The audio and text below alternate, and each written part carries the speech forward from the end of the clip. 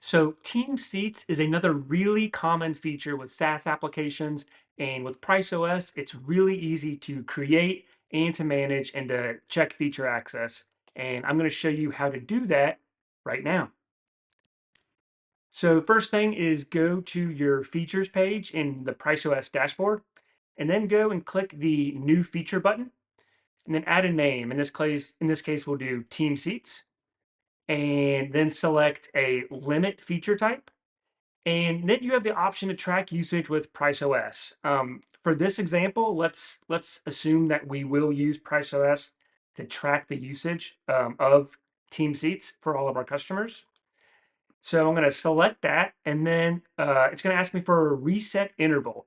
In this case, I'm going to leave it as never because Team Seats is something that doesn't reset monthly for customers. It's you get this many, and then that's it for that particular plan or product. So we're just going to leave that as never, and then we're going to click the Create Feature button.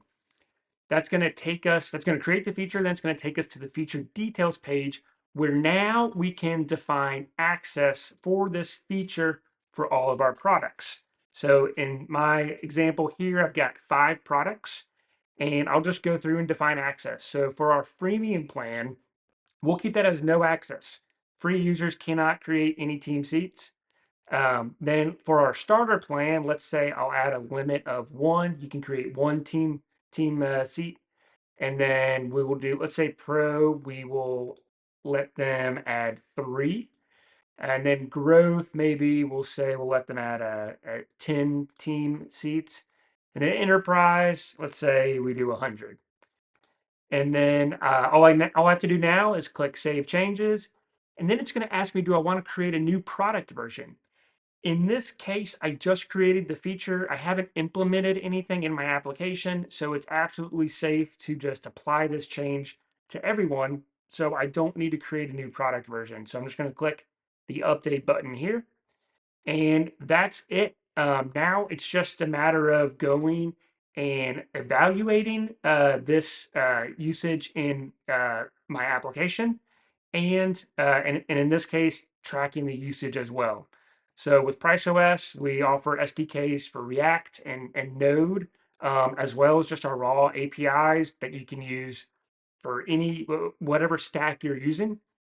And it's really easy.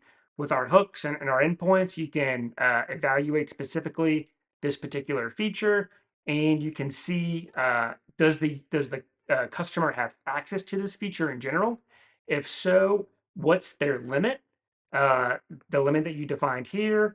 How much have they used? How much do they have remaining? All that information is going to be returned in that endpoint, and you can see the details on our docs page. Right now, this short example just gives you two properties, but everything's in there that you need to again evaluate feature access and to show to the user how much access they've used and how much they have remaining. Um, you can also use our SDK and API to track usage as well.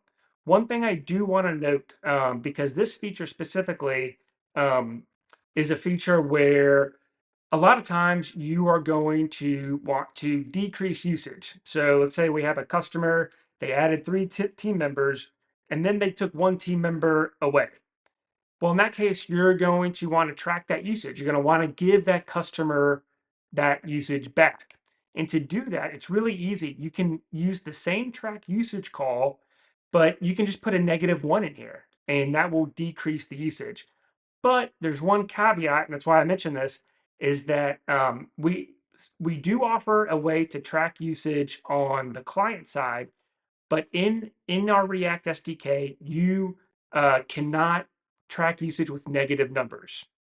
The reason for that is because that would let your customers theoretically mock the client to where they could decrease their usage, and we don't want them to allow that, obviously. So in our track usage client side React hook, it only accepts positive numbers. So if you did need to decrease usage, just use our backend SDK. And to be honest, usually most of the time for tracking usage, you will want to use the backend SDK. It's a lot safer that way. Um, but I did want to mention that because I think that is really specific to this feature as well. But all that said, if you have any questions on this, how to create a feature like this, how to implement it, anything at all, reach out to me directly. My email is andrew at priceos.com. Thanks for watching the video.